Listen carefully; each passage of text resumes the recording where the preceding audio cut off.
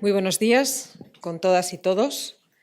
En nombre de la directora general de la UNESCO, la señora Irina Bokova, y en el mío, como su representante en México, agradecemos la presencia de todos ustedes, de tantos amigos de la oficina de la UNESCO en México, de tantos compañeros de trabajo que mes con mes, en los 2 últimos años, hemos venido presentando y haciendo avanzar el papel de México, la reflexión mexicana en el ámbito de la cooperación internacional. Yo, en el día de hoy, quiero agradecer especialmente a mis compañeras y además amigas que están aquí con nosotros y que van a ver ustedes que la importancia que tienen los informes que hace la UNESCO no es hablar del resto del mundo, sino la manera en la que los profesionales mexicanos son capaces de acercar esa experiencia, convertirla en mexicana y desarrollarla en casa para el resto del mundo. De manera que muchísimas gracias a la rectora del claustro Sor Juana, la señora López Portillo. Un gusto que estés, Carmen, muy buenos días. De la misma manera a Betsabe, amiga, querida amiga. Hemos tenido hace muy pocos meses ocasión de celebrar en el claustro precisamente el papel de la mujer mexicana con ese prototipo de Sor Juana, y también estuvieron tanto Carmen como Betsabe con nosotras. Nuestra amiga y compañera Berta Cea, directora del antiguo Colegio de San Ildefonso, se disculpa, pero es una disculpa extraordinariamente agradable y amigable porque eso nos ha permitido tener con nosotros, por supuesto, a Camila. Camila, que es una experiencia que está trabajando además muy cerca del antiguo colegio en una exposición que no pueden dejar de ver, que es la del arte islámico, y es el papel de esa mujer migrante a través de la historia y a través de la geografía, y qué bueno que nos acompañes y hayas hecho una lectura del informe. Y de la misma manera está con nosotros Blanca, muchísimas gracias por estar. Silvia, muchas gracias por estar con nosotros. Hemos participado con el INBA en otra gran cantidad de aventuras, el patrimonio moderno, la reflexión desde el papel de la mujer, también con esa aproximación académica y también la aproximación a la intervención del patrimonio.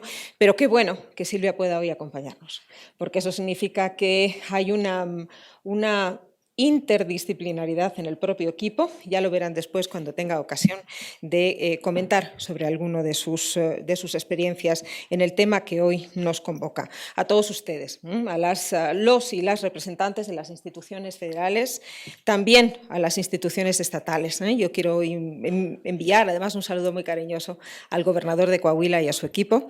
Muchísimas gracias. Gracias a las instituciones académicas, gracias a mis compañeros de las Naciones Unidas y gracias a esta sede, gracias por estar con nosotros, gracias también a la CEPAL. Muchas gracias a los representantes de la sociedad civil, a los representantes de la CONALMEX, como ustedes saben, la Comisión Nacional Mexicana de Colaboración y de Cooperación con la UNESCO, a todos nuestros amigos que están hoy aquí y, por supuesto, a los medios de comunicación y mis compañeros, a Carlos, a Lisa, a Viridiana, a Rodrigo, a Ananda, y también a los que no están aquí y que son fundamentales y han sido fundamentales para el informe que hoy vamos a presentar por primera vez en castellano, porque era absolutamente necesario acercar lo que ya se conoce en otros idiomas y de otras geografías a los especialistas que hablan esa bella lengua que es el castellano y que tiene una enorme geografía desplegada en este continente. Esa es una obligación que tenemos todos también de acercar toda la cooperación a nuestro propio idioma. Nuestros compañeros de Montevideo avanzaron también con nosotros en este informe y todos aquellos que han visto en las primeras páginas, es decir, más de 100 personas que están distribuidas en el resto de las oficinas de UNESCO, 60 oficinas de UNESCO fuera de la sede y, por supuesto, nuestros compañeros que trabajan en el marco de cada una de las convenciones. Vamos a comenzar con un breve panorama, un breve paseo por lo que dice el informe. Estoy segura que los buenos informes, como este, no son además demasiado pesados. No es un informe estadístico, no es un informe principalmente estadístico, es un informe de contenidos que tienen que ver con las buenas prácticas. Y a veces los que leemos tantas cifras y tantas tablas agradecemos una cosa que yo quiero poner sobre la mesa y subrayar. De la misma manera que hemos invitado a profesionales para hablar en voz de su institución, pero sobre todo en voz propia, me parece que una de las cuestiones más importantes que tiene este mensaje y este informe es todas aquellas voces individuales propias que han sabido crear un efecto dominó que ha partido de una convicción femenina, y que eso ha significado, evidentemente, en sus marcos de competencia, en sus mandatos, en sus sociedades o en sus comunidades culturales. De manera que yo quiero agradecer a toda esta extraordinaria colaboración. A lo mejor en otros países han tenido problemas para buscar un gran panel o una gran representación de figuras femeninas que están directamente relacionadas con la excelencia de la producción cultural. No es este el caso en México. Ya lo ven ustedes, ¿no? Esta mesa podría ser muchísimo más amplia y la voluntad que tiene este informe es de crear un efecto dominó y de acercar todas aquellas políticas que han triunfado o no en otros determinados países y verlas a la luz de lo que necesita México y lo que México puede mejor que otros aportar. Aquí tenemos una frase de nuestra directora general y que da el marco perfecto para el objetivo fundamental de este informe. Dice, debemos reconocer a las mujeres y a las niñas como agentes de cambio dentro de sus comunidades y valorar sus logros. Construir un futuro mejor para todas y todos requiere la participación integral y equitativa de las mujeres y de todos los hombres en el ámbito cultural. Yo subrayo el ámbito cultural. Es cierto que hay muchas agencias de Naciones Unidas que están tratando el tema de género. Es una obligación para todos nosotros. Pero ¿desde qué manera se acerca la UNESCO? La UNESCO se acerca desde el ámbito de los derechos culturales. Yo no me quedo con ganas de leer con ustedes esta maravillosa definición de cultura. Dice, es el capital del conocimiento y de las prácticas sociales, da al ser humano la capacidad de reflexionar sobre sí mismo, nos hace seres racionalmente críticos y éticamente comprometidos. A través de ella discernimos opciones, construimos valores y gracias a ella hombres y mujeres toman conciencia de sí mismos, se reconocen como un proyecto inacabado y crean obras que los trascienden. Esta maravillosa definición, ¿saben dónde tuvo lugar? ¿Saben dónde la cooperación internacional se puso de acuerdo para llegar a la conclusión de que esta es la gran definición, amplia definición de cultura? Castillo de Chapultepec, 1982. Y esta es la definición que sigue siendo nuestro mantra a la hora de avanzar en la cooperación de carácter cultural. UNESCO ha trabajado desde hace 70 años. El logo que ven en cada una de las presentaciones y que pone arriba 70, mis compañeros de Naciones Unidas evidentemente también celebran el 70 y nosotros también.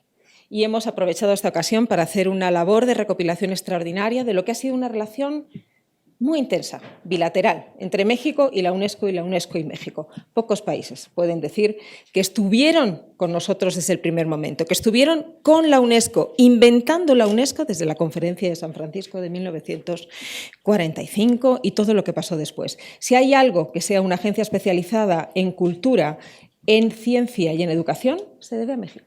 Y se debe principalmente a la delegación mexicana y al señor Torres Bodet.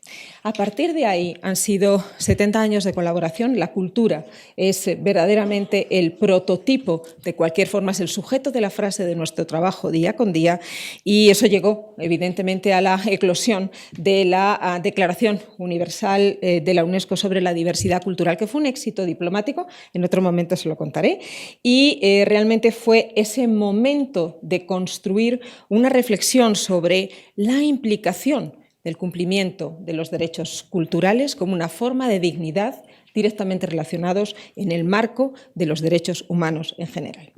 Y desde entonces no hemos cesado en este empeño. No sé si conocen la Declaración de Friburgo. Creo que ha sido el texto más importante que habla de lo que se expone en esta filmina sobre los derechos culturales.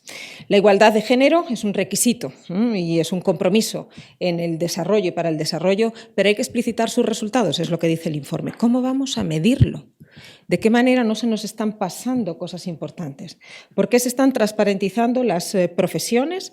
¿Por qué se están transparentizando los resultados que en el ámbito de la cultura están producidos, dirigidos y derivados de la acción de la mujer?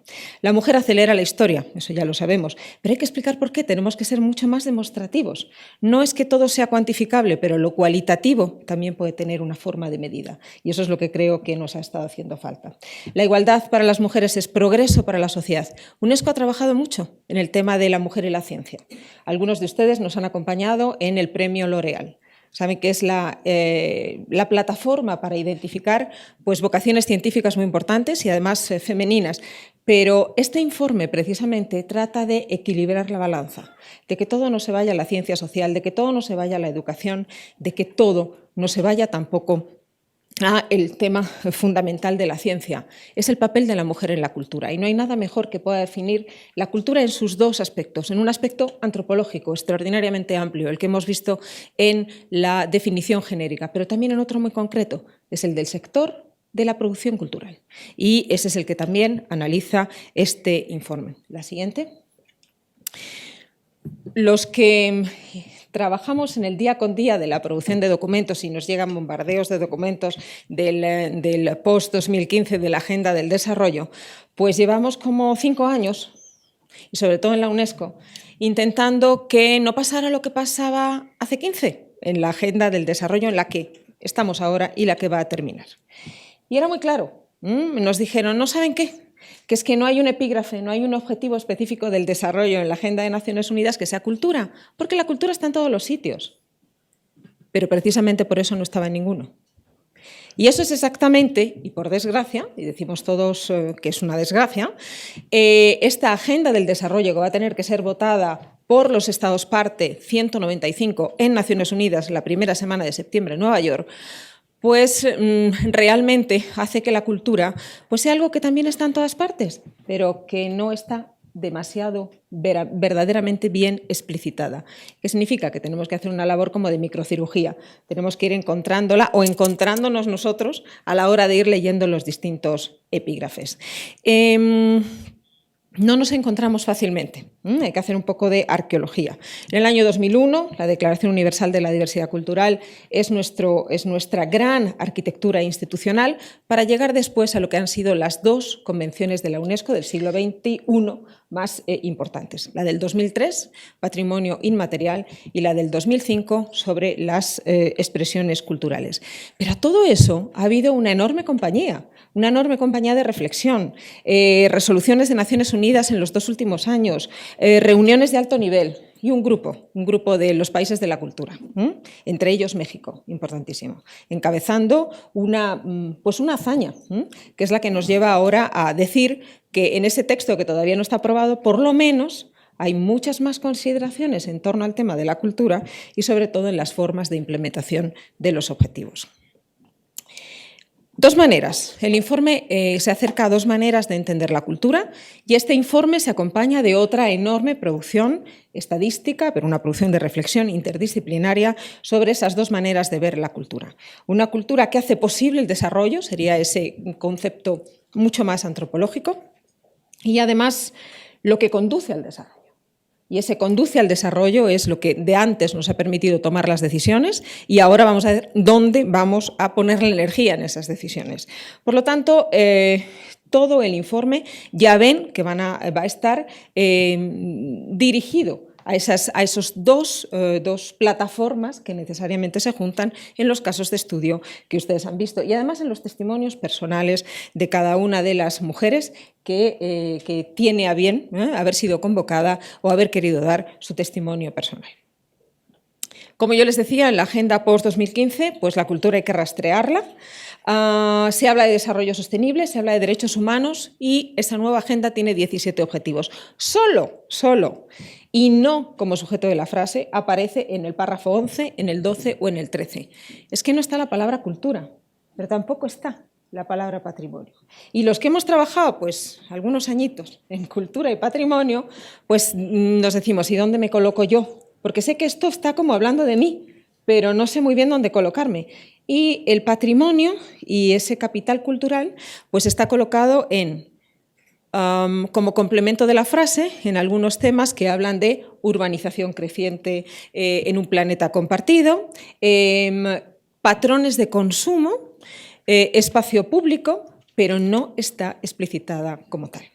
Menos mal que nos queda después el colchón de esas 169 formas de implementación, donde ahí sí que caben todo el resto de los testimonios para que responden y que para eso precisamente se hacen los informes como el que hoy presentamos.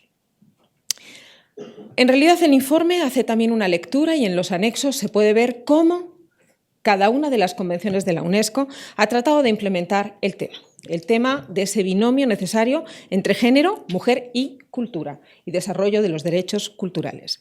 No todos tienen el mismo énfasis. La primera, de las más exitosas, por supuesto, la Convención del Patrimonio Mundial, no hay una explicitación específica, clara, que hable de ese papel de la mujer. No lo explicita, ça va de soi, ¿no? Eso está como en el ambiente. Por supuesto, es un ejercicio de los derechos humanos, pero no hay nada específico que hable de las mujeres dentro del propio texto de la Convención o de sus directrices operativas. La siguiente. Pero vamos a ver qué pasa en el 2005, que es cuando comienza a originarse un informe como el que tenemos en las manos. La Convención sobre la Protección y la Promoción de la Diversidad de las Expresiones Culturales en el año 2005 ya declara en su artículo 7 que debe de prestarse la debida atención a las circunstancias y a las necesidades especiales de las mujeres, por primera vez en el texto de una convención. Cuando empezamos los cuestionarios y la forma de analizar el informe que ustedes tienen en la mano, el Consejo Ejecutivo solicitó que se enviara una encuesta a los Estados parte, de la que han participado 31 de esos estados, para que nos contaran, en el marco de la aplicación normativa de la UNESCO, qué estaba ocurriendo entre el binomio género-mujer con el tema de la producción y del sector en la cultura. El 58% de las respuestas nos dijeron sí, tenemos algo. Y cada uno tiene lo que tiene. Pues Finlandia dentro de un departamento específico, Ghana dentro de otro departamento específico, con formas de medir diferentes. No significa que no estén contempladas y no significa que no estén medidas. El problema es hasta qué punto esos datos son comparables, ¿no? Y eso es lo que revela clarísimamente el informe. La necesidad de atender a otros estándares, completar otros cuestionarios. Ya sabemos cómo, ¿no? Y tenemos además al Instituto de Investigaciones Estadísticas de la UNESCO en Canadá. Al final del anexo, me parece 3, van a encontrar algunas ideas de por dónde proseguir nuestra búsqueda y trabajar dentro del marco de la cooperación internacional. La cuestión fundamental de este informe, yo diría el aspecto toral de las recomendaciones o para orientar esas recomendaciones, es la falta de una recolección periódica de estadísticas culturales que estén desagregadas por sexo. Y luego ya veremos otro faltante importante. Estos dos aspectos, el primero y otro que les comentaré después, deberían de guiar la forma de acercarse a producir datos en cada una de las políticas públicas de los países que quieran acercarse a esta perspectiva. La siguiente. ¿Cómo está construido este informe? Este informe habla de las políticas públicas, cada una dentro de un marco general de la Constitución, otras en políticas específicas con marcos de acción aplicados y concretos. Habla del concepto de patrimonio. Esto es bastante interesante porque las primeras convenciones de la UNESCO durante los 40 primeros años son convenciones que se basan específicamente en esa idea de el bien común y el patrimonio de la humanidad. No hay un solo texto de derecho internacional público que no cuente con esas dos categorías. La humanidad es lo único que era femenino, ¿no? pero no hay una declaración explícita al papel de la mujer.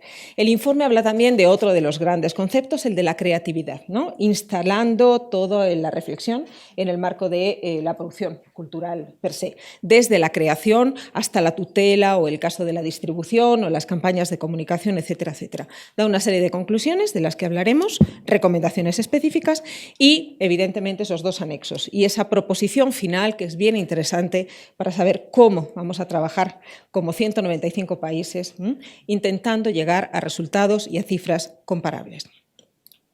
La siguiente. Resultados. Ausencia de la investigación. No hay realmente investigación aplicada multidisciplinar del binomio. Es decir, no tenemos grandes sistemas o construcciones o arquitecturas de investigación que aborden de per se este interrogante o el binomio en sí mismo. Hay una ausencia del análisis de género en las evaluaciones de impacto. ¿Qué significa esto? Que tenemos datos a veces desagregados, pero no los tenemos en toda esa completud, en toda esa cadena en la que la mujer interviene, como forma de transmisión, como creación, como producción, como distribución, como tutela, como sensibilización.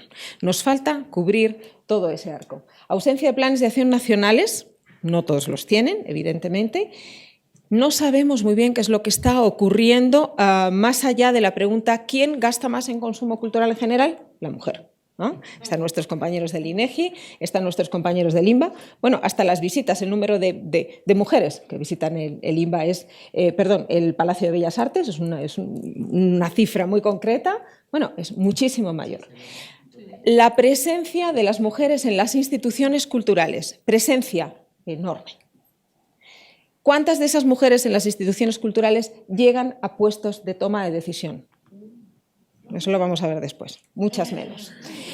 La matrícula femenina, enorme. Pero después de esa matrícula, ¿cuántas mujeres consiguen profesionalizar y hacer que su carrera se convierta en un desarrollo profesional de futuro y se vaya consolidando poco a poco? Pocas. Una fuerte presencia femenina, como ya lo hemos dicho, en las instituciones culturales, pero no en la toma de decisión y pues continuar dentro de un marco de los estereotipos, en el que no se sale demasiado fácilmente. Bien porque en muchas ocasiones lo que nosotros recogemos pues repite, ¿no? Que por tradición o por religión o por costumbre la cultura se vuelve casi en algo que explica todo y que explica principalmente y por desgracia la desigualdad. La siguiente. Vamos con el patrimonio. En el informe hay dos grandes sujetos, con esas dos grandes definiciones también de cultura que decíamos al principio, el patrimonio, porque muchos de los documentos con los que nosotros contamos, esos grandes sitios de patrimonio mundial que fueron inscritos desde el año 79 en la lista del patrimonio mundial, no sabemos quién ha tomado todas las decisiones. ¿Cómo han llegado a ser identificados como posibles candidatos? ¿Quién decide lo que se debe preservar? Y ahí nos damos cuenta, es una razón evidente, que en los procesos de toma de decisión, desde las cadenas académicas a las cadenas institucionales, pasando por las políticas o las diplomáticas, pues evidentemente cuando llega un expediente de candidatura a la UNESCO ha pasado por una serie de ciclos donde la mujer en la parte final ha quedado excluida. Pero eso le pasa a una cadena de producción para la UNESCO, pero le pasa también a cualquier comunidad. ¿Quién toma esas propias decisiones? ¿Por qué se pinta la casa de otro color dentro de los cánones de una arquitectura vernácula? ¿Quién pinta la iglesia de otro color? ¿O por qué, evidentemente, en un determinado momento el niño no aprende más náhuatl? ¿O por qué se dejan de contar cuentos en la lengua originaria? Todo esto conforma una enorme cantidad de, un cómputo importante de los procesos de toma de decisión y esto es también lo que analiza el informe. ¿Qué pasó? Más allá de algunos sitios de patrimonio mundial donde sabemos que las mujeres no pueden entrar. A mí me tocó ir una vez al Monte Athos y me dijeron, ni loca. Aquí van solamente los señores del Centro de Patrimonio Mundial porque usted no puede ir, pues lo acepto. Van a ver ejemplos muy bonitos en el texto, por ejemplo en los Montes Kii, que es un gran santuario, un lugar de espiritualidad en Japón, donde se juntan las tradiciones sintoístas con las tradiciones budistas y hay algunas partes de ese itinerario que están vedadas a las mujeres.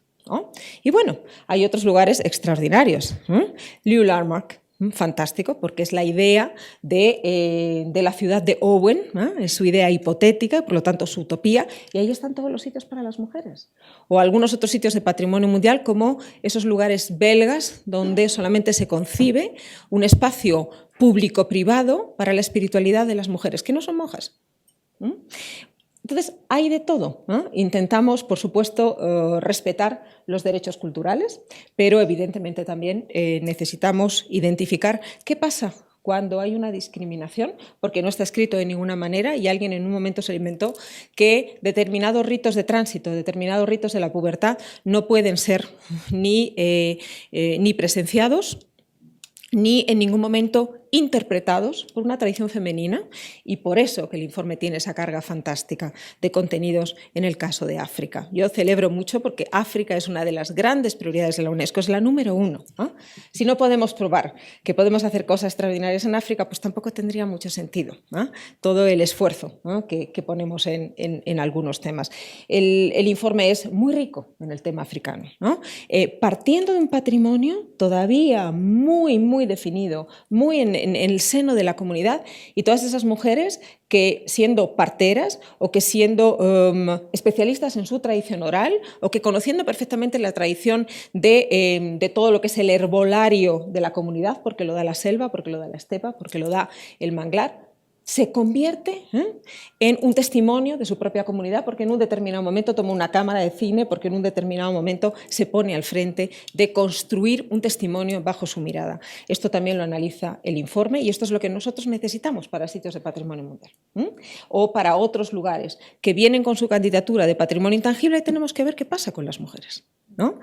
Hasta qué punto están representadas o no. Y este informe nos da a nosotros también algunas exigencias de cómo leer y cómo reconocer las ausencias en esos informes. La siguiente, por favor.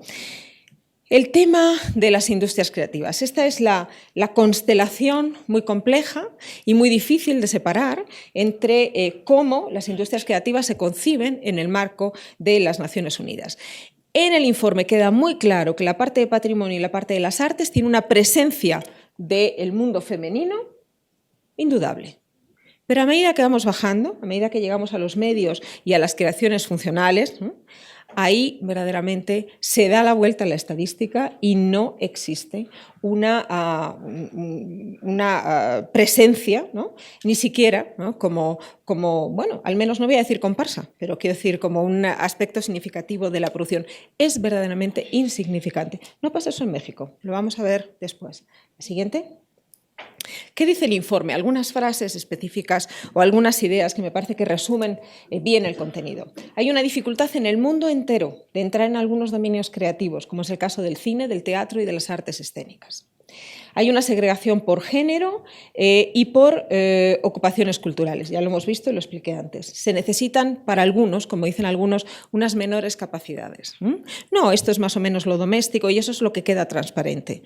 Lo que debe de combinarse entre la creación y las ayudas domésticas. Y eso no aparece absolutamente en ningún sitio. La sobrerepresentación en todas las instituciones públicas y otra cosa, esa sobrerepresentación en eso que no me gusta nada, que se llama sector informal, ni a mis compañeros de Naciones Unidas lo mismo, porque además si decimos no formal tampoco lo estamos definiendo bien. Entonces, ¿cuál es la pregunta que hay que hacerse para realmente responder a qué está dando una respuesta positiva, comunitaria y cultural el tema de la informalidad? Esto es un asunto gigante, enorme, que no hemos sabido todavía verdaderamente aterrizar. La preponderancia es, bueno, el tema del empoderamiento económico, pero claro, ¿cómo se va a poder emitir una factura de carácter fiscal, ¿no?, en el marco de una artesanía en una comunidad absolutamente aislada que resulta que tiene el artículo de mayor excelencia, que llega al final de la cadena productiva porque ha combinado los mejores tintes, en fin, de todo, pero el SAT está ahí, ¿no? El SAT está aquí y en cualquiera otro de los otros países también están trabajando con las mismas dificultades. La preponderancia en artes y en la literatura, claro, pero una minoría en las artes escénicas, como ya hemos dicho, y sobre todo la necesidad de incrementar el acceso a las formas de capacitación más adecuadas. Acceso a una capacitación que vaya ampliando en su carrera, ¿no?, en el desarrollo de su profesión, cosa que por tener un primer acceso a artes visuales en una determinada carrera de educación superior, eso no significa que se estén dando todas las condiciones para verdaderamente beneficiarse de un talento en el máximo de su profesionalidad. La siguiente. Y algunas industrias, ¿no? Ya han visto los gráficos, la de la cinematografía es clarísima, pero sin embargo no así en México. La siguiente. Tres cifras importantes en el estudio. Pues en los Estados Unidos los arquitectos pues son el 78% y los músicos, productores y fotógrafos pues son los 2/3 de toda esa gran cantidad. Y les pongo los Estados Unidos, pues podríamos hablar de los países BRIC, que también tienen un capítulo especial. Internacionalmente, menos del 10% de los directores de cine son mujeres y además representan menos de un 50% los que son mujeres guionistas. Y lo que decíamos antes, asciende el índice hasta un 82% de los puestos directivos en la administración cultural que están ocupados por los hombres. Bueno, creo que la cifra es suficientemente significativa. La siguiente. Me interesa mucho el testimonio personal y lo que hemos aprendido en algunos de los procesos interesantes de protección de patrimonio. Pues gracias a conocer estos testimonios individuales, gracias a ir a trabajar con la comunidad, pues sabemos que los valores universales excepcionales que se protegen para un sitio tienen que ver con las buenas prácticas desarrolladas por mujeres. La isla de Jujuy es un sitio de patrimonio mundial, ha organizado hace muy poco tiempo un gigantesco congreso sobre la sostenibilidad. Bueno, pues esa sostenibilidad, ese conocimiento del océano, esa preservación, ese hacer recetas, ese no capturar lo que no debo, pequeñines no gracias, ¿se acuerdan del anuncio? Pues es todo gracias a un conocimiento ancestral oral que tiene que ver con literatura, que tiene que ver con oralidad, que tiene que ver con canciones de parte y que tienen como protagonista a la mujer, a las mujeres de la isla de Jeju. La siguiente.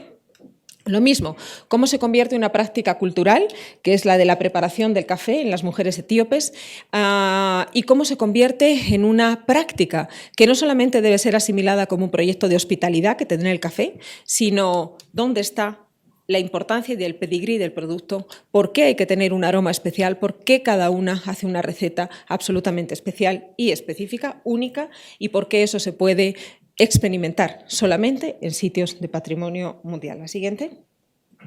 ¿Y qué pasa con México? ¿Cómo acercamos el informe a México en general, ¿no? Pues 33 sitios en la lista del patrimonio mundial, 8 manifestaciones de patrimonio inmaterial, 41 reservas de la biosfera, ni más ni menos, y ahora los índices de pobreza extrema en México. ¿Ven dónde se junta la mayor cantidad de capital cultural, la mayor diversidad cultural, pero también algunos de los índices más evidentes de pobreza o de pobreza extrema? Si hemos dicho, llevamos diciendo los 70 años, que el capital cultural es el que más equipara a todas las comunidades en el mundo, ¿cómo entonces poder demostrar que el talento sí que es un capital y realmente trabajar para ello, ¿no? En un país como México, que puede acompañar a toda la cooperación internacional, entre el año 2002 y el año 2013, los países han exportado en términos de productos culturales 624 billones de dólares. Y hay más de el 13%, hay algunos países que cuentan con un 13% de su PIB, que se explica solo por exportaciones de productos o de bienes de carácter cultural. Me parece que son cifras bien importantes como para que el mapa empiece a cambiar, como para que haya una distribución distinta y no haya una recurrencia tan clara entre los mayores capitales culturales y los índices de pobreza. La siguiente. ¿Qué dice el informe de México? Y para ello, y para completar algunas de las ideas y de los proyectos de los que se habla, pues vamos a contar con la experiencia de nuestras colegas y representantes del Presidium. México dice que sí, que tiene una política de igualdad de género. México expresa que durante los últimos años se invierte la tendencia hacia una mayor presencia de la mujer en la industria del cine, que hay un programa de fortalecimiento en la participación de las mujeres en las artes, y esto lo veremos después con Silvia, en el caso del INBA. La siguiente. El informe también habla de algunas de las propuestas del INAH, por ejemplo, mujeres indígenas asociadas a los talleres de intervención y, por supuesto, también a los talleres de rescate y de tutela del patrimonio, que además los sábados por la mañana llevan a sus hijas al sitio arqueológico. O sea que me parece que hay ahí un programa extraordinario que podríamos sistematizarlo muchísimo más. Una buena práctica elegida. Ustedes saben que Siancán es un sitio de patrimonio mundial y que hay una comunidad muy bien empoderada, que es la comunidad de Punta Alem, y que ha desarrollado un ejemplo de ecoturismo, una práctica de ecoturismo de excelencia. Y lo que es también muy característico de México, y lo resalta el informe, es que hay un tipo de programación educativa a través de la radio donde la mujer empieza a tener también un papel que es conveniente medir, no solamente en los medios privados, en los medios más alejados, sino principalmente también en los medios públicos. La siguiente. Este es el proyecto de Siancán. Vamos a pasar a algunos proyectos deprisa. Este proyecto, con un efecto dominó interesante de que las mujeres están empoderadas, pasa al siguiente, que son la producción, para no ir avanzando la frontera agrícola, la recolección de algunos de los frutos que da la propia selva tropical y se convierten en productos, como en el caso de las mermeladas, que acompañan, ¿no?, a esa evidencia anterior en el caso de la reserva de la biosfera de Siancán. La siguiente, trabajos que estamos relacionando y que estamos avanzando con las apicultoras, las comunidades de la reserva de Calakmul. Lo mismo, no avanza la frontera agrícola, hay una construcción de comunidad, han tenido que ir en contra de todo, ¿eh? Las han estado a punto de echar de la comunidad porque estaban faltando a sus hijos. Ya no les servía y no era suficiente el traspatio. Han tenido que viajar para aprender y algunas a la vuelta ya no tenían un lugar donde dormir en sus propias casas. Y a pesar de todo eso, pues ellas confían en que la mejor manera de servir a sus hijos y de servir al resto de sus familias pues es seguir haciendo lo que produce un convencimiento, es traer ingresos a la casa. Es un proyecto muy interesante que seguimos por ahora desarrollando, también para otra cosa. Desarrollar con ellas no solo la mejor miel multifloral extraordinaria, sino que en la etiqueta se dé también cuenta de que ahí hay un esfuerzo de transmisión cultural a través de las mujeres. Esa es la parte más importante de la cuestión. La siguiente. Y yo no quería acabar,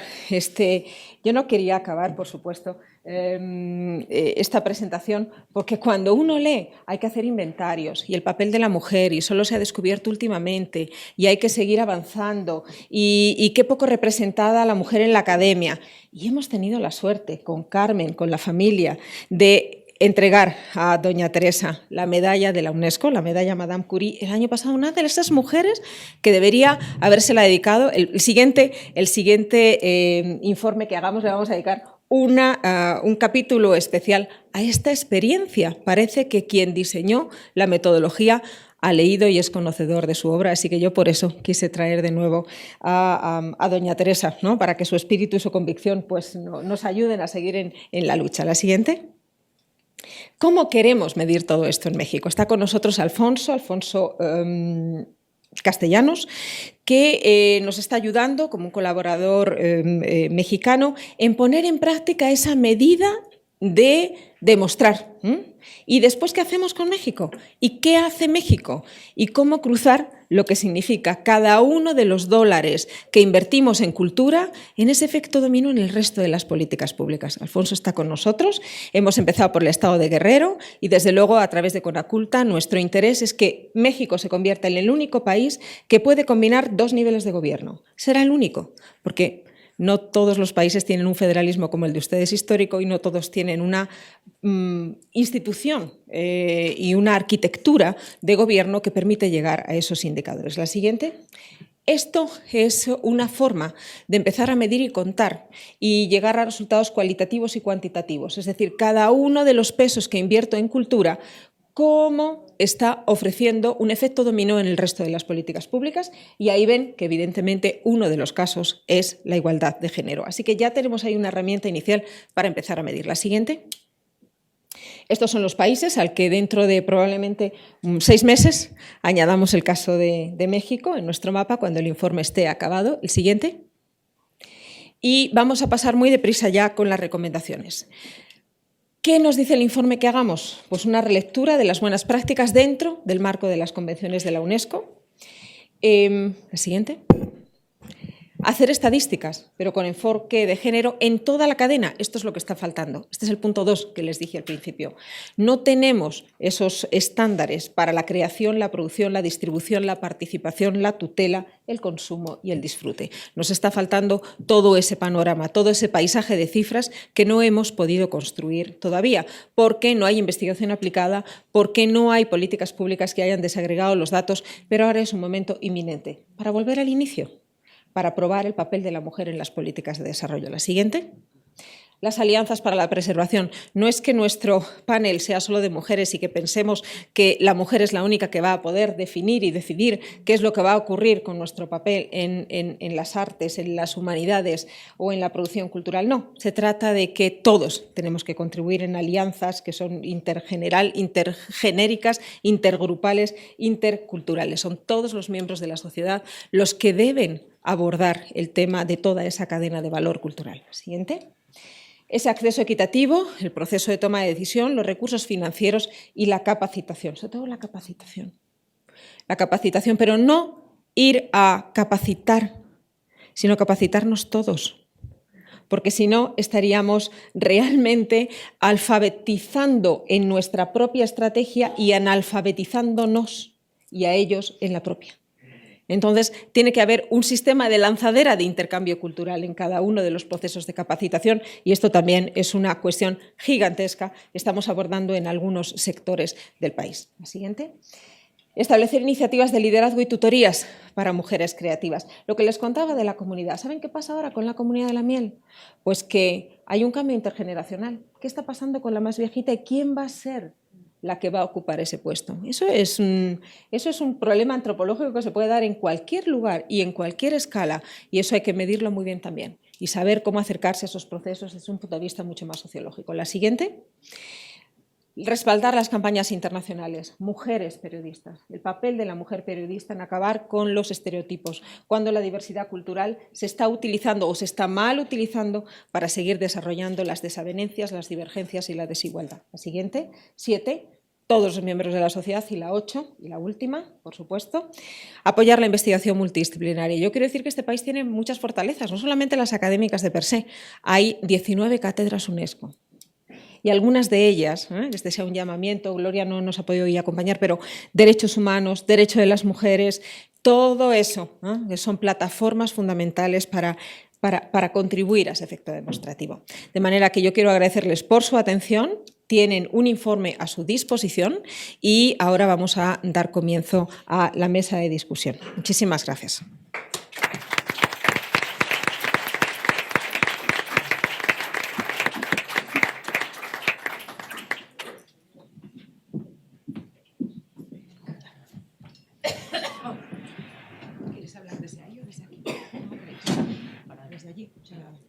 Entonces, te presento a Carmen.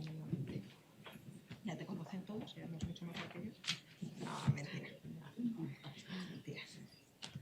Bueno. Como ya les había comentado entonces, la proposición principal es acercar a México esta reflexión y acercarla desde experiencias extraordinariamente consagradas. Yo estoy muy orgullosa, ¿no? de encontrarme con amigas, con compañeras y con esta enorme cantidad de capital humano femenino para las artes, para las ciencias, para las humanidades y para la creación. Quiero presentar a Carmen Beatriz López Portillo, licenciada en Derecho, pero también maestra en Historia y además una persona fundamental cuando hablamos de patrimonio y centro histórico, pues ya me dirán. Ha hecho una labor inminente como mujer en la Sociedad Mexicana de Bibliófilos, forma parte del Fondo de Cultura Económica en temas de sociología y derecho, también forma parte del International Women Forum y bueno, pues ya saben ustedes la labor insigne, extraordinariamente femenina del claustro de Sor Juana. Ha sido una mujer premiada, no sé si lo voy a decir bien porque los nombres náhuatl todavía no los domino, Omechihual, y que otorga el Instituto de las Mujeres de la Ciudad de México. Y como ya saben ustedes también, pues la labor en todas las disciplinas que pueden colaborar a hacer una lectura mexicana son las que ella tiene bajo su mandato en el ex convento de San Jerónimo. Carmen, tienes la palabra. Muchas gracias.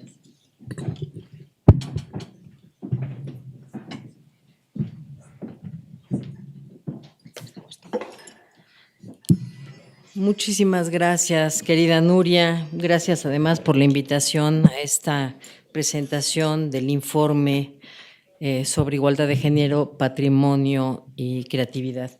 Y es un lujo compartir esta mesa con queridas amigas, con Silvia, con Betsabe, con Camila. Nos hicimos ojitos cuando vimos la foto de tu abuela. Nuestras palabras, nuestras creaciones, nuestros afanes, vínculos e instituciones, nuestras motivaciones, inquietudes e ilusiones, nuestros valores y conductas, nuestro ser y nuestra libertad, la idea de la comunidad de la que formamos parte, la de nosotros mismos y la de los otros, se despliegan en una cultura que los lee, los interpreta y les da sentido. Su nacimiento no es fortuito, no es un accidente, sino que responde a una realidad, a fenómenos de distinta índole, geográficos, biológicos, demográficos, naturales, a problemas y crisis que se presentan en la historia de la comunidad, a la interacción de los miembros, a las reverberaciones y ecos de las presencias otras, generando respuestas que dan razón de la realidad de manera suficientemente fundada como para imaginar el devenir, garantizar la sobrevivencia e inscribirse en el tiempo coincidente hasta crear un conjunto de representaciones y significados que, aprendidos e introyectados, influyen en el comportamiento de los miembros del grupo. No podemos negar la influencia de las circunstancias en la formación del pensamiento, de la cultura que las interpreta. No podemos negar tampoco que la cultura marca nuestra conducta e inspira nuestra libertad. Cada ser humano y cada sociedad en todos los momentos de su existencia histórica se enfrentan al desafío de entender su pasado, su devenir e interpretarlo, darle sentido y proyectarlo, de reelaborar su propio discurso, imaginar su futuro en el marco de la cultura que lo produce. Toda cultura es cultura de un grupo, de ahí que la historia cultural sea forzosamente social. Ninguna expresión humana es inteligible si no es dentro de la historia de la sociedad de la que surge. Ninguna obra, ninguna idea aparece aislada, sino en diálogo con otras del pasado y del presente, propias y ajenas.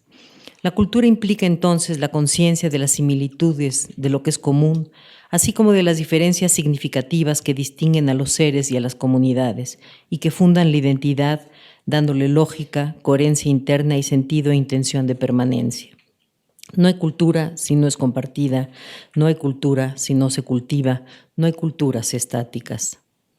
Las palabras que nacen en una cultura no son términos neutros, son explicativas del mundo, de la manera como es entendido, del modo como se vinculan las personas, de la forma como se legitima el orden y se ejerce el poder, o se da la participación o la exclusión. Con palabras construimos la identidad, la socialización, la subjetivación, la producción y transmisión del conocimiento o las estrategias de subordinación.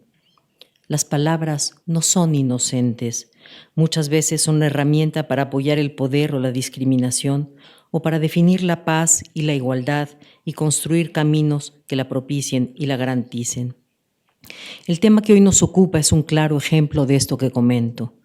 Pensemos, por ejemplo, en el origen de la palabra patrimonio, que nace de la raíz latina patri, que deriva de padre, de la que surge patria, patriarca, patricio, patrimonio, patrón, impetrar, perpetrar.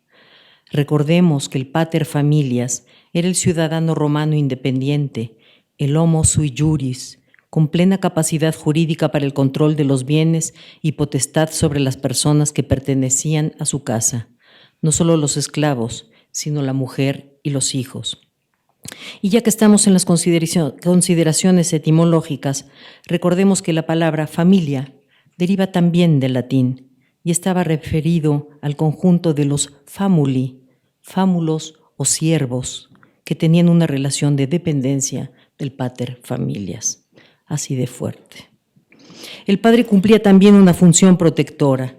Le correspondía cuidar del fuego sagrado, el culto a los muertos, que por cierto se realizaba solo por línea paterna y no materna, y el cuidado de la heredad y la potestad económica.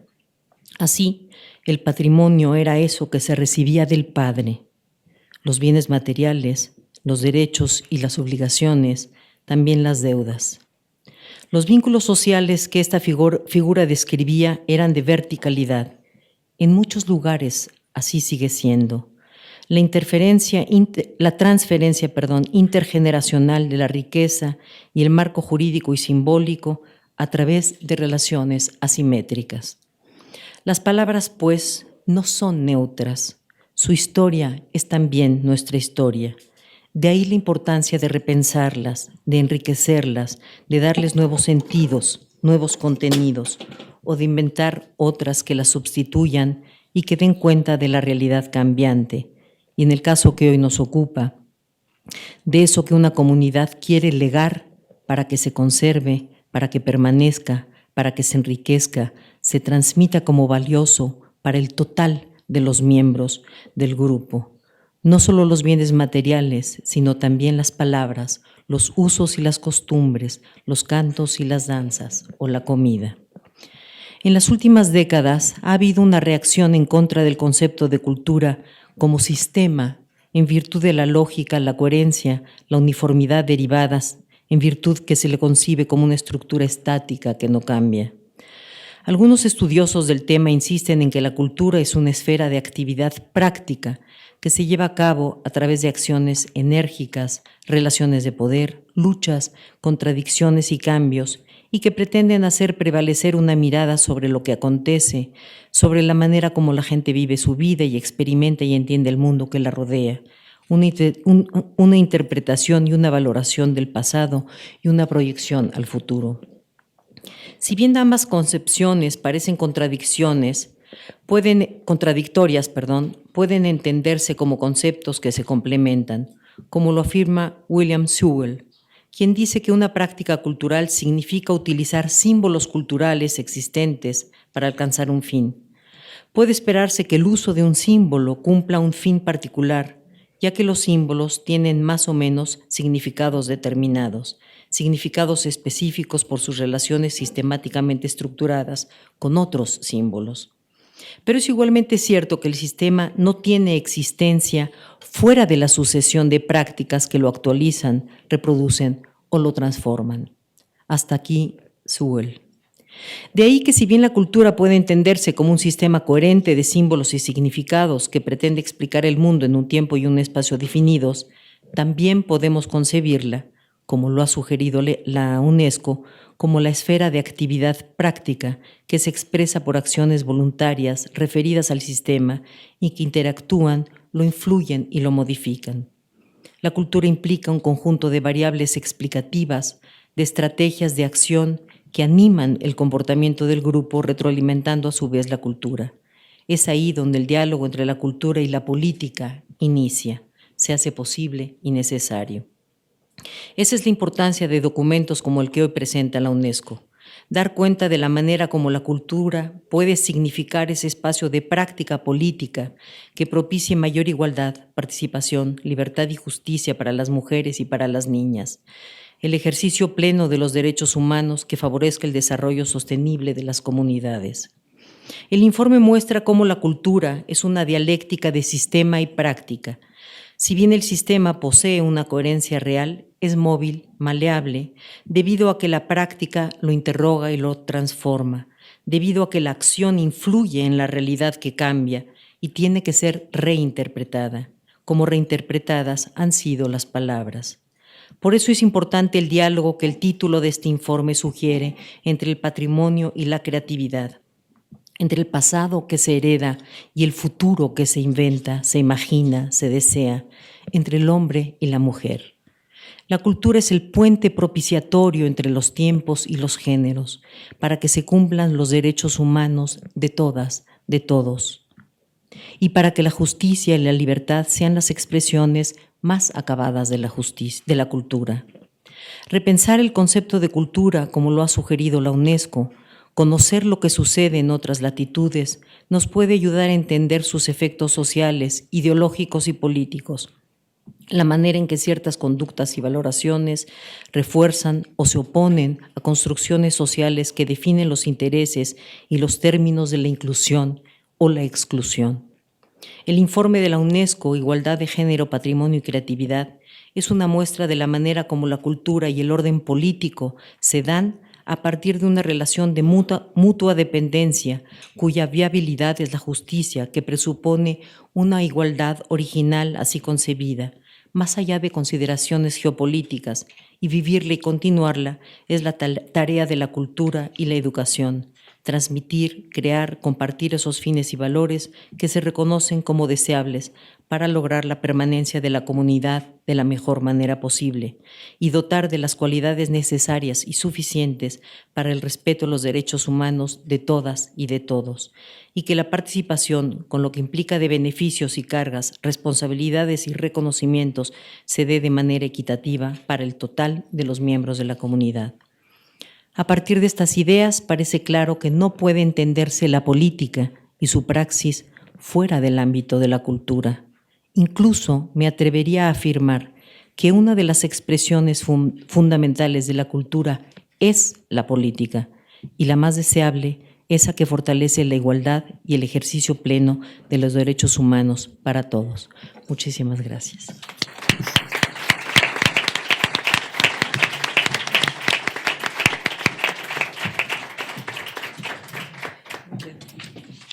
Muchas gracias, Carmen, por esa siempre extraordinaria reflexión y además de una excelencia literaria. Muchísimas gracias. Y ahora tengo el gusto de dar la palabra a Betsabe. Como ustedes saben, es una de las grandes artistas plásticas, no solo de este país, ¿no? Yo diría de América Latina, pero toda su biografía y en cada uno de sus catálogos encontramos que la geografía se amplía, ¿no? Entonces ya no es Europa, es también Australia y, bueno, rincones bastante recónditos para su experiencia, que ella sabe además traerlos a México. Es graduada en Comunicación por la Universidad Iberoamericana, tiene una maestría en Artes Visuales, es graduada de la Escuela Superior de Bellas Artes de París, tiene estudios de Historia del Arte en el Museo del Louvre y un doctorado en la UNAM. Me ha interesado siempre muchísimo su labor, su compromiso con el arte público, con las nuevas maneras de establecer permanencia y relación con el tejido social, no desmembrar ese compromiso artístico y social de una práctica de lo cotidiano.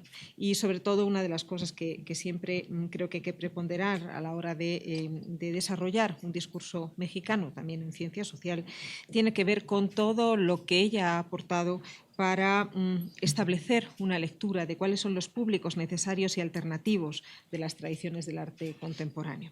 Pero hubo una cosa que me emocionó mucho y yo creo que, además de muchas razones, es algo por lo que Betsabe está aquí hoy.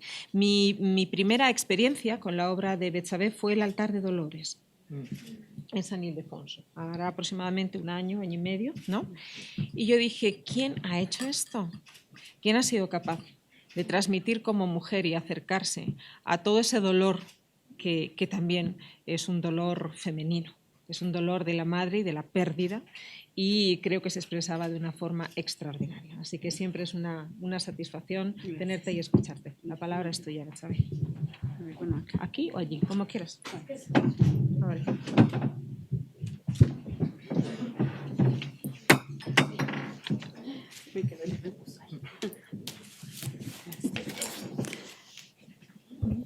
Bueno, pues muchísimas gracias por esta oportunidad. Es un honor para mí compartir la mesa con todas estas grandes mujeres investigadoras y participantes de nuestra cultura y nuestras instituciones, y bueno, en el público también, gente que conozco y admiro tanto, ¿no? Así que gracias, Nuria, por esta oportunidad. Y también tener este documento tan importante para revisarlo y hacer un pequeño comentario desde mi experiencia y desde mi ámbito. De las cosas que más me llamaron la atención y que yo creo que son puntos de partida y de operación de aquí para siempre en nuestra actividad de todas como mujeres aquí presentes, es esta visión dinámica de la cultura como un territorio no estático, como un territorio en donde la mujer pues es un agente que voluntariamente, con su propia decisión, puede ir generando contextos que vayan agilizando estos fenómenos de discriminación y de diferencia, y no disculpando a través de términos como usos y costumbres que a veces pretenden estatizar un fenómeno que tiene todo de dinámico y todo para que un contexto se vaya transformando.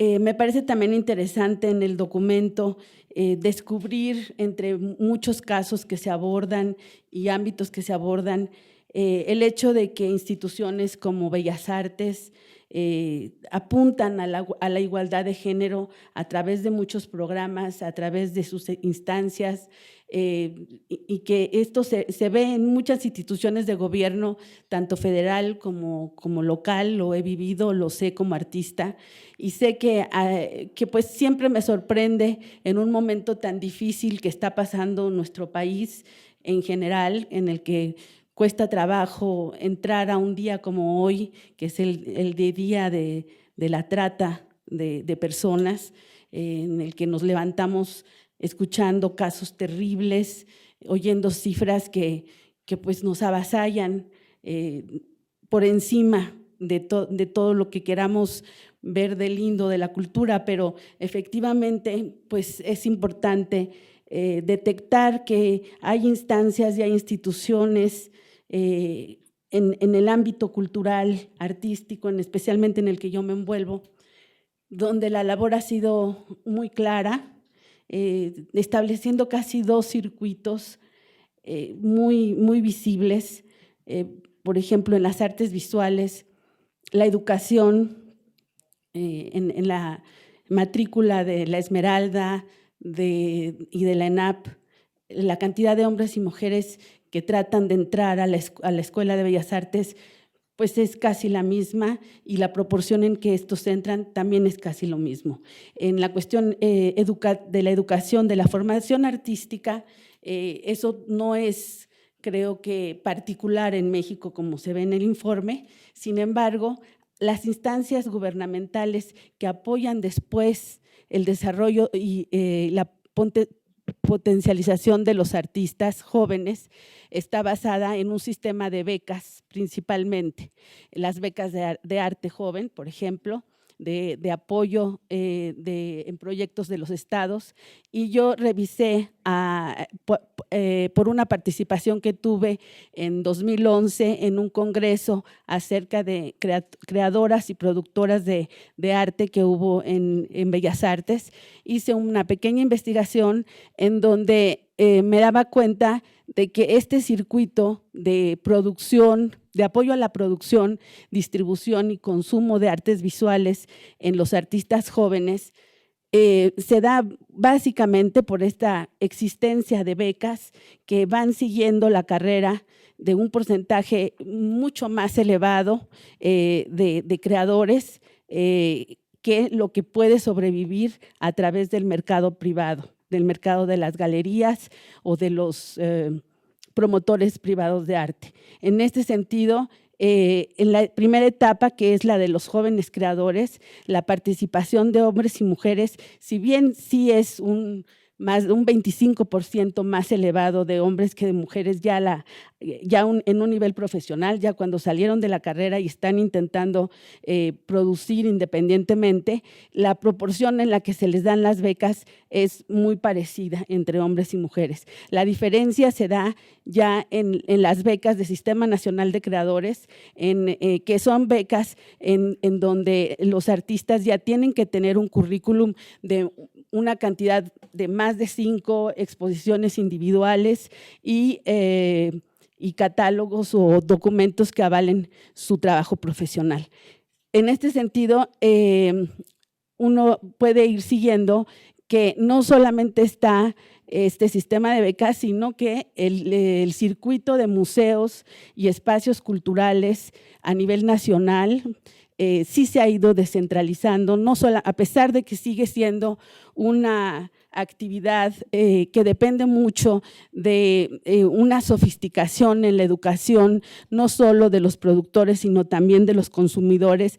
Desgraciadamente, el arte contemporáneo es parte de una cultura que se ha vuelto muy elitista y que, pues, por la sofisticación de sus lenguajes en términos internacionales, pues casi es difícil que sea de otra manera. Sin embargo, y precisamente en todo este circuito público de becas y apoyos oficiales, hay muchos proyectos que se apoyan y que se solventan, que tienen un interés de abrir esta cultura hacia otros públicos y hacia otros espacios alternativos, ya que si hacemos un análisis directo y plano del circuito tradicional que legitima el arte contemporáneo en el mercado, y analizamos la participación de las mujeres artistas en las mejores galerías de México,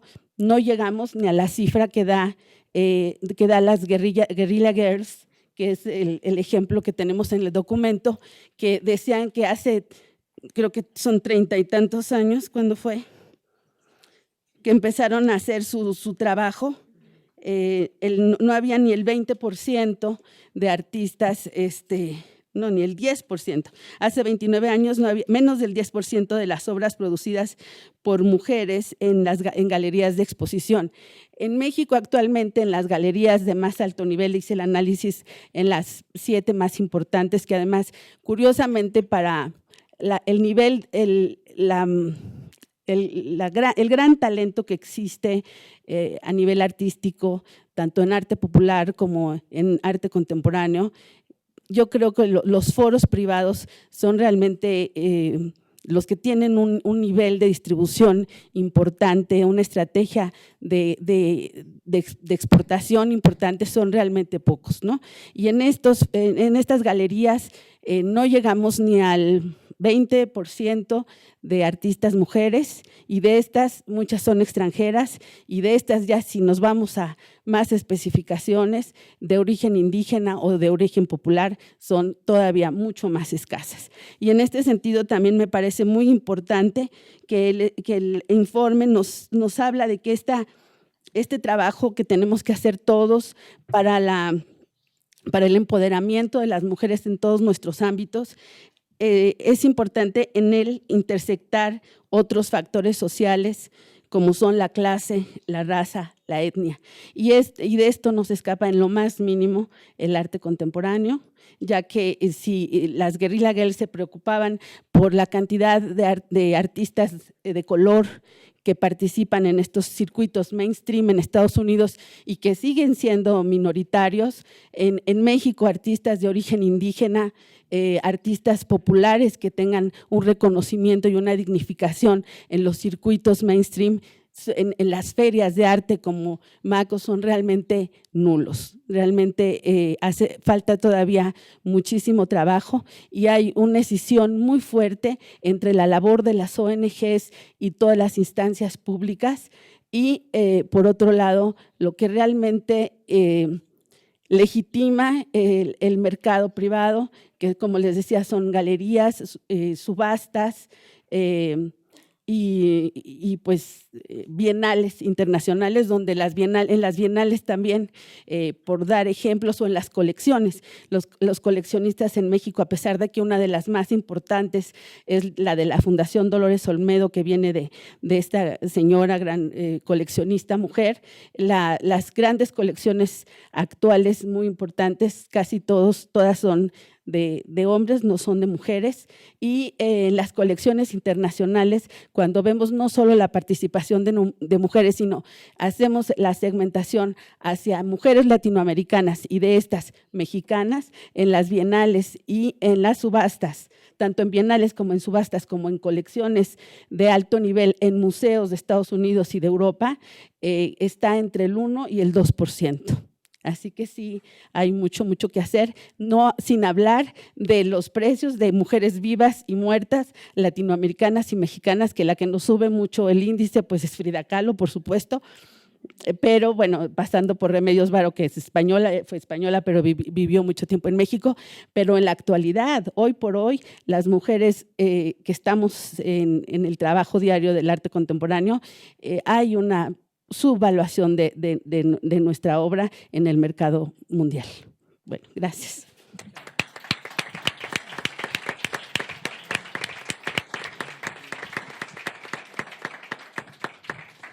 Muchas gracias, Betsabe. Pues si tenemos el compromiso del arte, ya estamos curados, ¿no? Entonces, qué bueno escucharlo de un convencimiento artístico, ¿no? Que es lo que nos hace falta. Ojalá en la agenda del desarrollo, ¿no?, apareciera, además de cultura, muchas más veces la palabra arte y su compromiso, ¿no? La creación artística como la gran razón de ser de la cooperación entre las culturas. Muchas gracias. Quiero presentarles a Silvia Molina. Muchas gracias por estar aquí, y nuestro agradecimiento a María Cristina García Cepeda, que sabemos que no ha podido estar con nosotros, pero igualmente agradecidos. Pero qué bueno que decidió que Silvia estuviera con nosotros. Ustedes saben que estudia antropología en la ENA, es licenciada en lengua y literatura hispánica, pero también en literatura prehispánica. Es editora, ha trabajado en talleres de creación de difusión cultural. Tiene también una labor diplomática en cultura. Fue agregada cultural de México en Bélgica. Ha trabajado en el Servicio de Publicaciones, Coordinadora Nacional de Literatura, en el INBA. Pero no solamente eso, sino que además de sus tareas profesionales en las distintas instituciones, es una enorme creadora literaria, en novela, en cuento, en ensayo, en crítica, en teatro, en crónica y en literatura infantil. Tiene muchos premios, muchas publicaciones, ya la conocen. Qué bueno que esté con nosotros para transmitirnos su testimonio. Gracias, Silvia.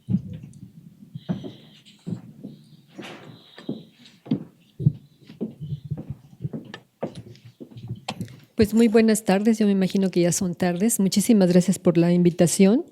María Cristina García Cepeda te manda un saludo muy caluroso. Y bueno, yo estoy muy contenta de poder participar esta mañana aquí con Carmen, con Betsabé y con Camila. Y le das un saludo a Berta, por favor. Y voy a leer un breve texto. Hace apenas 3 días vi en Facebook un video sobrecogedor que se ha hecho viral en las redes sociales. El discurso de una jovencita de Corea del Norte que entre sollozos da su testimonio en una cumbre mundial de jóvenes emprendedores de la organización Young World One. Habla sobre la situación que viven los habitantes de aquel país y en particular las mujeres, y sobre su ida al exilio junto con su familia. No cuento el trágico testimonio de esta chica porque me pondría a llorar con ustedes, como lo hicieron los asistentes a su conferencia. Porque no es el tema de esta conversación, aunque sí su punto central. Me valgo de este ejemplo porque cuando vi el video acababa de leer el informe que hoy se presenta y porque este testimonio expresa de una manera muy clara por qué los gobiernos deben luchar por la equidad de género en las transformaciones sociales, sobre todo porque esta brinda oportunidades para toda la sociedad por igual. Si uno analiza esta historia, queda de manifiesto la importancia de la cultura en el desarrollo basado en los derechos humanos y, desde luego, en los derechos de la mujer. Una sociedad necesita de la literatura, de las artes visuales, la danza, el cine, el teatro, para crecer en armonía y libertad, para reflejar su mundo y su manera de ser. Si, como dice este informe de la UNESCO, ninguna sociedad en el mundo goza de la igualdad de género, vaya desafío el que enfrenta tanto la UNESCO como la sociedad y los gobiernos que deben impulsar la cultura como una herramienta para fortalecer dicha igualdad. Sabemos que los derechos y las concepciones relacionadas con el género no solo han cambiado a través de los años, sino que ni siquiera son iguales entre las diferentes culturas, que los derechos culturales de las mujeres y las niñas no son idénticos a los de los hombres y los niños. Por eso, debemos procurar que se fortalezcan las relaciones entre la igualdad de género y el acceso a la cultura para que todos los miembros de la sociedad la gocen por igual y gocen de sus beneficios y ayuden a engrandecerla y asegurar que las mujeres participen en su cultura y en sus derechos humanos. Es alentador ver cómo la UNESCO da cuenta de ejemplos de políticas públicas en pro de la igualdad de género y la creatividad, e interesante ver estudios particulares de la capacitación de las mujeres en el medio cultural, así como su análisis general de la situación de los derechos humanos de las mujeres. Leer este informe abre los ojos y hace que casos como el de la jovencita de Corea del Norte sean inaceptables en el siglo XXI. Por eso, urge también promover la participación de las mujeres en los ámbitos económico y político. En este sentido, me gustaría resaltar que el Instituto Nacional de Bellas Artes impulsa desde hace tiempo la participación de las mujeres en sus programas sustantivos, aunque no haya sido sino a partir del 2011, cuando con un apoyo de la Comisión de Cultura de la Cámara de Diputados creara un programa especial de fortalecimiento para la participación de las mujeres en las artes, en diversas disciplinas. Ya lo anuncia la directora general del INBA, en un texto que viene en el libro, así que ya no tiene caso que profundice más. Pero estos programas tienen incluso el impulso a las artes, no solamente dentro del país, sino afuera, porque en verdad que impulsa la participación de las mujeres en las bienales de Venecia, tanto de arquitectura como de artes plásticas o artes visuales, como se dice ahora. Esta política siempre va con una óptica de promoción del trabajo artístico de las mujeres y de su rescate, porque a veces profundiza en mujeres de otros tiempos y se las vuelve a traer al presente para ver realmente el valor de su legado, o de la temática de género también, con el fin de incentivar la inclusión, la participación y la presencia de las mujeres en la cultura del país. Un programa que ha funcionado con éxito. Pues eso sería todo. Muchas gracias.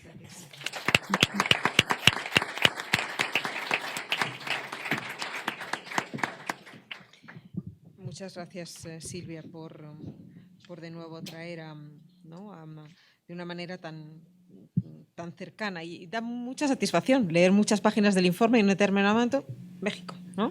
INBA, INA, porque ya saben ustedes que hay más de 200 casos recogidos. Qué bueno que tuviste, ¿no?, la oportunidad de venir a confirmar ese testimonio y la predisposición de María Cristina para seguir en una política pública que beneficie precisamente el papel de mujer en las artes más ligadas al patrimonio de la contemporaneidad. Muchas gracias. Y tenemos con nosotros a Camila Pastor de María y Campos. Pues me da mucho gusto, por razones evidentes, ¿no? Me da mucho gusto. No ha podido estar Berta con nosotros, que hubiera sido, además es la primera persona que nos colaboró en la lectura del informe, pero el Ildefonso está aquí, y está aquí con una tradición de larga data, que es la que has tenido tú también ocasión de disfrutar, lo que nos comentabas antes, ¿no?, de esa abuela tan presente, esa abuela tan importante para el patrimonio, y que tú la has tenido en casa, ¿no? Y qué suerte de poder ligar lo que ocurrió hace un año con lo que nos convoca hoy en la lectura del informe. Camila es doctora en antropología y hoy en día trabaja en el CIDE, en el Centro de Investigación y Docencia Económicas. Ha trabajado en la Universidad de California, en UCLA, y evidentemente, como les decía antes, está colaborando también en el San Ildefonso en esta importante exposición, ayudándonos a ver cuál es la lectura más en femenino y más de género sobre procesos transnacionales, la mediación y la sexualidad, principalmente en lo que sería el oriente de América, pero bueno, en el centro de una de las grandes geografías de riesgo, como es el Mediterráneo, como sigue siendo el Mediterráneo. Nos interesa mucho la labor que ella ha desarrollado en temas de migración, y ha impartido cursos y sigue dando y desempeñando un papel de docente en licenciatura y en posgrado en la UCLA, en el CIDE y en el Colegio de México. Tienes la palabra. Gracias. Muchas gracias. ¿Puedo pedir el micrófono y Sí. quedarme acá? Nuria, muchas gracias por tu presentación tan generosa y bueno, es un placer, como han dicho todas, compartir esta mesa con ustedes y con nuestro público del día de hoy.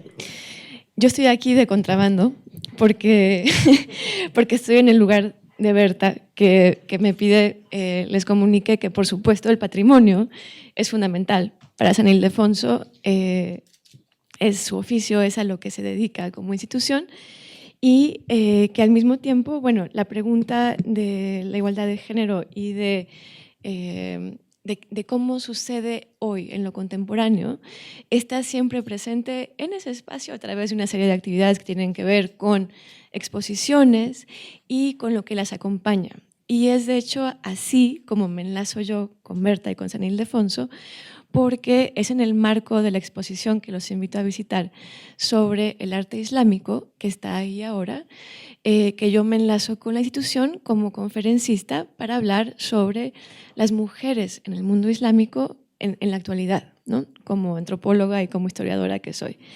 Entonces, es un poco, a ese tema volveré al final de mi intervención, que va a ser muy breve, pero quiero también felicitar a la UNESCO y a las oficinas en México por la presentación del informe y por el informe mismo, que es difícil hablar después de que se ha hablado tan bonito, ¿no?, sobre la cultura, Pero yo como antropóloga y como historiadora, lo que leo en ese texto es una pregunta constante acerca del trabajo, ¿sí? Porque, como bien señalaba Nuria, lo que el informe desglosa, lo que separa, es, por un lado, la cultura como profesión, ¿sí? La producción cultural a través de las industrias de la cultura, a través de un trabajo valorado, remunerado, que forma parte de redes industriales de producción y de lucro, ¿sí? Y en el que la pregunta de género se comporta de forma predecible para los que hemos hecho historia o antropología de género. Y entonces encontramos que las mujeres tienen sí mucha presencia en términos de, por ejemplo, ser empleadas y digamos, quienes están al pie del cañón y quienes están creando en lo cotidiano espacios culturales, pero no están en espacios de toma de decisión y de liderazgo. Tenemos que las mujeres se acercan al estudio de la cultura, pero no hacen carrera en esos ámbitos porque no hacen carrera en general. ¿Sí? Porque las mujeres se comportan todavía de esa manera en gran parte del mundo, ¿no?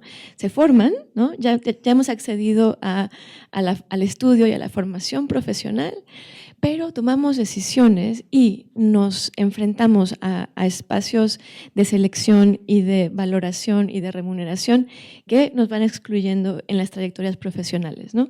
Entonces, digamos que en ese ámbito de lo que podemos llamar también la alta cultura, ¿no? La producción de una alta cultura, de una cultura que, como las Guerrilla Girls han señalado desde hace mucho, está masculinizada, pero también acapara, por ejemplo, desarrollos en tecnología. Por eso, lo vemos en el informe, las mujeres tienen esta presencia marginal en ámbitos de producción, que tienen una gran presencia tecnológica, pero también la inversión, ¿no? Porque es la cultura cara.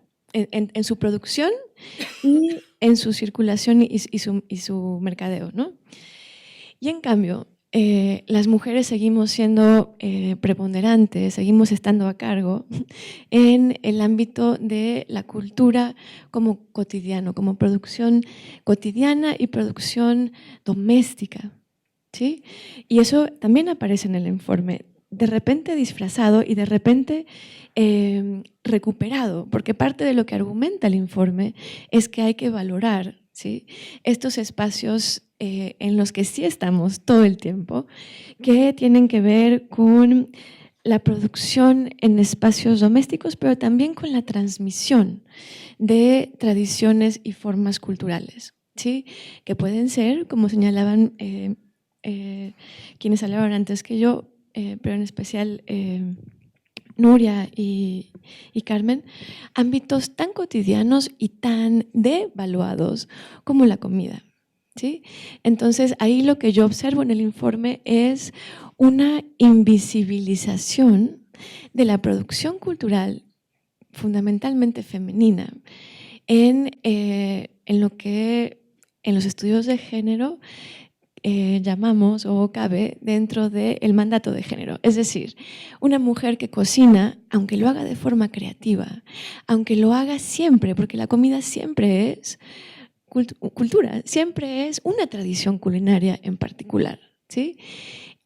Ese trabajo y esa producción y esa creatividad y ese patrimonio desaparecen como tales porque lo que vemos es una mujer que hace lo que debe de hacer, ¿sí?, que hace lo que se espera de ella que haga, que le haga la comida a los niños o al marido o a los señores que están trabajando en su casa para hacer un cuarto en la azotea, ¿sí? Entonces, el problema es, de alguna manera, es un problema acerca de nuestras definiciones del trabajo y del trabajo cultural, ¿sí? Porque una y otra vez devaluamos, hacemos invisible el trabajo cultural femenino y lo dejamos fuera de los espacios que lo reconocerían como tal, como cultural y como trabajo, ¿no?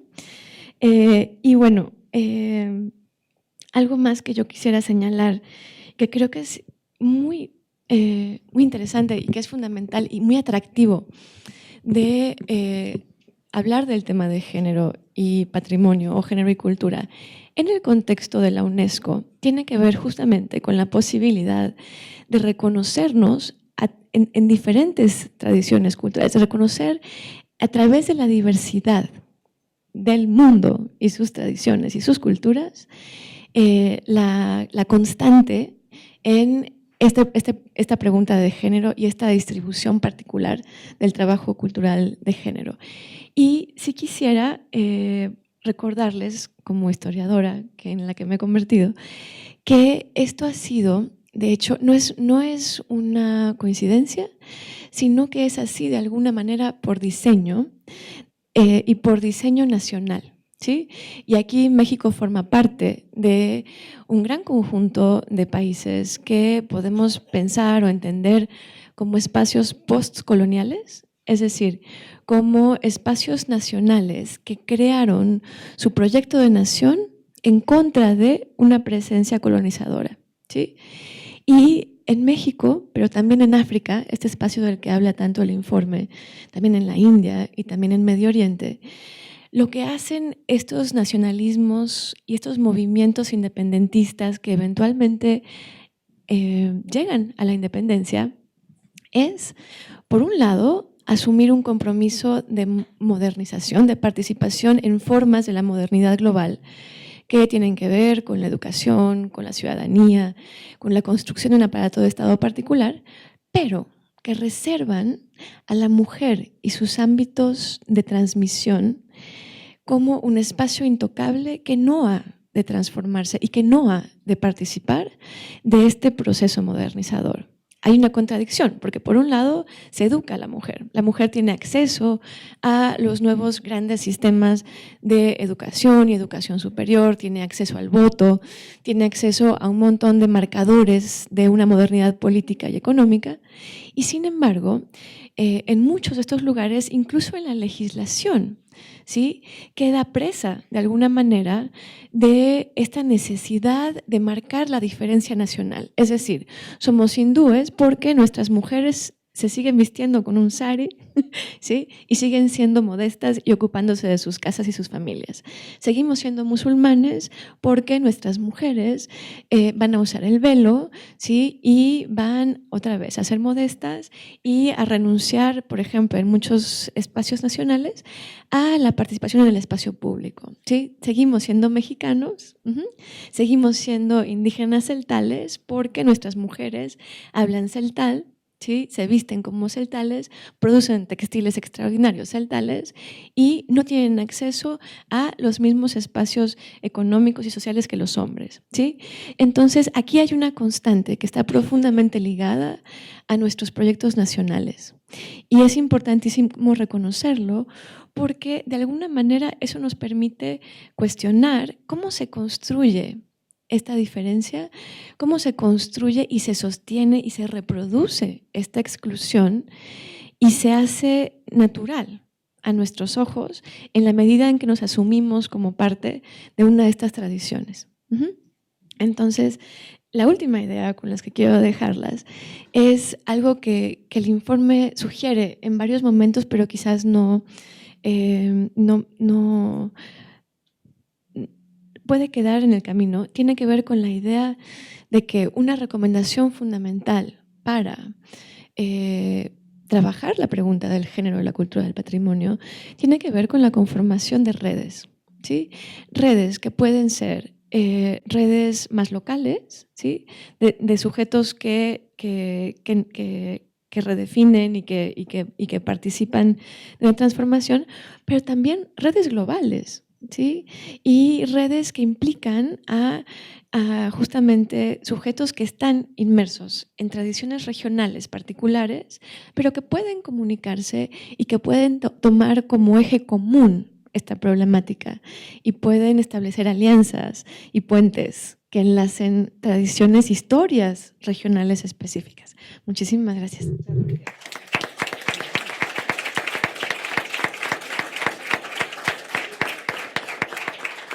Muchas gracias.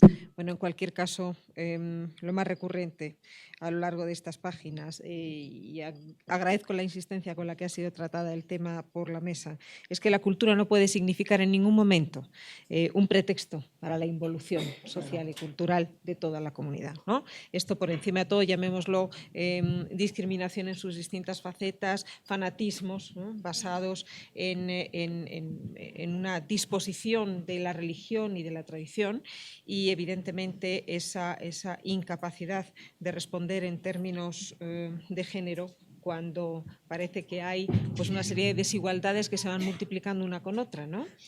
Cómo leer los derechos humanos, pero dentro de los derechos culturales, y entonces encontrarnos asimiladas al párrafo que habla de la disfuncionalidad o de la discriminación, y que juntan a la mujer en las artes con, además, la mujer discapacitada o con la mujer que está viviendo en una determinada situación de desprestigio social por muchas otras razones, ¿no? Qué bueno que esto está muy claro en el análisis. Yo podríamos estar horas y horas, de hecho, esto dará para mucho, pero no me gustaría cerrar la mesa sin dar la palabra de nuevo a mis compañeras, porque me parece muy importante que la manera de acercar este discurso a México, convertirlo de una manera proactiva en algo que podemos hacer con las instituciones federales, con la academia, con el resto de nuestros compañeros de las agencias de Naciones Unidas, con los artistas. De hecho, Betsabe y yo nos vamos ahora a un vuelo que nos va a permitir juntarnos con 15 artistas en Oaxaca, con el maestro Toledo, precisamente para sacar, ¿no?, para sacar de México esa especie de plea necesaria de las artes y de la labor de los artistas en formas de desarrollo equitativas. Todo esto para decirles que lo que realmente me gustaría escuchar de nuestras compañeras es, si tuviéramos que hacer ese difícil y necesario ejercicio de díganme algunas cosas que hay que hacer en política pública después de haber leído este informe, y qué es lo que México, a lo que puede apuntarle, como fortaleza o como debilidad.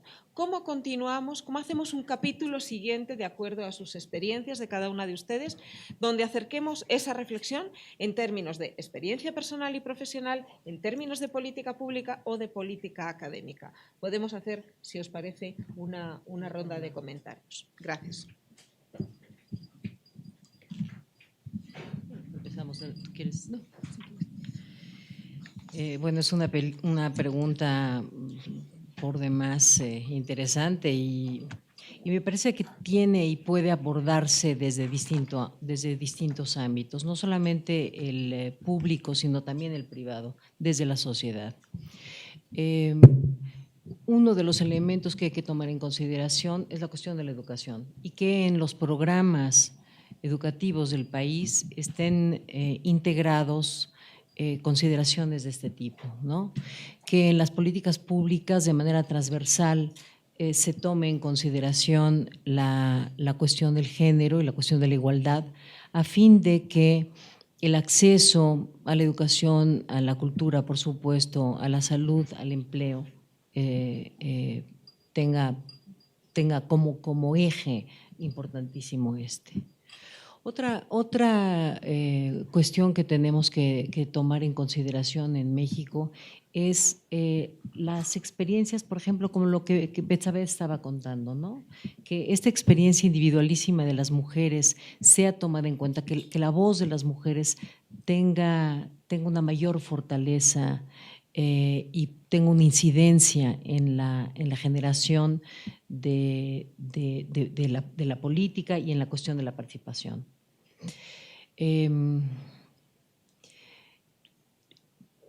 Yo creo que uno de los problemas fuertes que tenemos en nuestros países, y que de alguna forma lo establece el informe, es que no tenemos un diagnóstico claro de lo que se hace. Tenemos, por ejemplo, los datos del CONACULTA, tenemos los datos que el INBA ha dado respecto de políticas en cuanto a por ejemplo, a iniciativas para favorecer la lectura, para favorecer la participación de las mujeres, la formación, para favorecer el hecho de que se expongan o se propicien la promoción de las actividades de las mujeres en el ámbito del arte.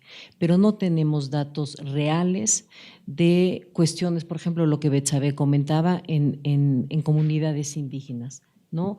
Cómo pueden establecerse ciertos indicadores de participación real. Lo primero que tendríamos nosotros que hacer es, más allá de las políticas públicas, hacer un diagnóstico muy claro con indicadores que sean comparables en nuestro mismo territorio. Lo que sucede en el norte del país no tiene nada que ver con lo que pasa en el sureste. La forma como la participación de las mujeres se da en una zona y en otra muchas veces no tiene nada que ver, ¿no? Entonces, yo creo que coincidente con el informe, uno de los esfuerzos que el país tiene que hacer como política inicial sería un diagnóstico muy claro de la participación de las mujeres en distintos ámbitos, por supuesto el cultural, pero en distintos ámbitos, no solamente respecto del ejercicio y de la educación, sino respecto del acceso al espacio de tomas de decisiones en muchos de los ámbitos económicos también, ¿no? Silvia, tú. Muchas gracias. Bueno, primero quiero felicitar a todas por los textos, porque realmente, es decir, lo que expresaron, realmente desde distintos puntos de vista, pues fue muy interesante. Me gustaría hacer dos aclaraciones a Camila. Por ejemplo, la mujer tuvo gran participación en la revolución e incluso en la independencia, o sea, su participación fue fundamental. Y yo te diría, Nuria, que estoy de acuerdo con Carmen, pero el problema que tenemos en México es que nosotros somos muchas culturas. Entonces, no hay un modelo de cultura en el país, hay muchas culturas. Y te pongo un ejemplo que a mí, bueno, me ha preocupado. Yo soy campechana, tú conoces Calakmul, toda esta zona. Bueno, en toda esta zona, por ejemplo, a la que yo he ido bastante a promover la lectura porque amo a mi estado, hay la problemática de que hay personas que han migrado de otros lugares, incluso del norte. O sea, tú puedes estar en Espujil y comer carne asada y tortillas del norte de harina, ¿no? Entonces, ¿cómo trabajar con todos ellos? Yo una vez me planteé la pregunta de no la participación de la mujer, sino cómo darle una identidad a todas esas gentes campechanas de alguna manera para que pudieran trabajar, integrarse y trabajar en pro de su sociedad. Porque, para comenzar, es muy difícil que se comuniquen entre ellos porque no hablan la misma lengua. Entonces, van de los estados de la frontera y les ofrecen por la credencial de lector una canasta de lo que ustedes quieran para que voten del otro lado. Y no hay esta idea de pertenencia, de pertenecer. Y creo que yo una vez pensé, ¿no? Claro, hay que respetar sus diversas culturas y sus diversas tradiciones. Yo diría, ¿cómo, respetando las tradiciones, podemos hacer que estas mujeres, si ustedes tienen un ejemplo ahí de Yucatán, puedan tener estas economías como la que tú dijiste de la miel, integradas al desarrollo de su comunidad y a la tradición? Yo creo que no podemos tirar por la borda una tradición. Tenemos que entender que somos muchas culturas y que como respetando esas culturas podemos darle a la mujer sus derechos humanos y la oportunidad de la creatividad y de ganar dinero, igual que el hombre, para sostener a sus familias. Yo me centraría en esta problemática. Muchas gracias.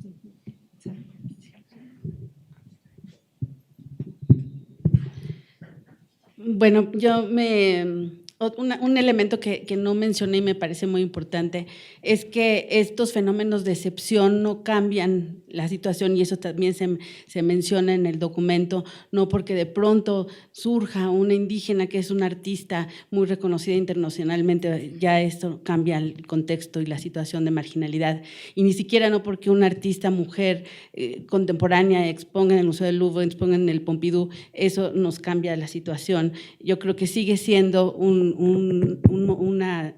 una problemática de mucho contraste y hay que problematizarla profundamente. Creo que es muy importante que tantas instituciones del Estado mexicano hacen un trabajo tan fuerte y de tan largo plazo que es muy triste que no haya investigación, evaluación y la creación de bases de datos que se produzcan a partir de todo esto. Yo que he sido parte del FONCA como joven creadora, después como Sistema Nacional he sido jurado muchas veces, y yo sé que de todos los niveles y de todos los estados, cuántos artistas participan en todo esto, y no tenemos un directorio de artistas contemporáneos. No hay una base de datos digitalizada donde el Estado sea una fuente alternativa para que si vienen curadores del extranjero puedan buscar allí y no tengan que ir con los Curimansuto para ver si les vuelven a recomendar a Gabriel, perdón, por el oso. Pero no, bueno, no importa. Pero lo que sí es cierto es que sí se puede volver, son instancias que se pueden volver fuentes de empoderamiento de la cultura, porque han estado siendo realmente un motor paralelo de la misma en cuanto a la producción y a la distribución local, pero el arte contemporáneo, la cultura incluso popular, pues también tiene derecho a circular internacionalmente, y yo creo que con investigación, con evaluaciones, con esta sistematización de directorios, de bases, se ayudaría muchísimo también para mejorar los programas que se implementan y para ayudar también a la creación de una real historiografía de la cultura actual, que también, por ejemplo, en el hecho de que no hay coleccionismo de Estado más que por parte de Hacienda, y la manera en que se hace debido al gran privilegio que tenemos de poder pagar impuestos con obra, pero no con una estrategia real que yo sé que se está trabajando, pero no se ha culminado conforme a las necesidades de coleccionismo de los museos tan importantes que tenemos, ¿no? Entonces, esto ha tardado mucho en reactivarse, aunque está en proceso, y es muy importante porque mientras hay generaciones que las obras más importantes se han ido afuera, se están yendo al mundo, ¿no? Y bueno, pues también volviendo a esta interacción entre las instancias, por ejemplo, si Conaculta está sola y la SEP no apoya o Hacienda no apoya, es muy triste que, por ejemplo, los artistas no podemos repatriar obra. O sea, a veces a mí me invitan a una Bienal Internacional y cuando entra mi obra no puede entrar porque me quieren cobrar por mi obra que fue solamente a representar a México, ¿no? Entonces, ese tipo y además la imposibilidad de hablar con Hacienda es como… no se puede. Entonces, ese tipo de trabajo interinstitucional, yo creo que es importante. A lo mejor no viene mucho el tema ahorita, pero yo creo que sí es importante que todo se relacione y se active de una manera más dinámica. Gracias.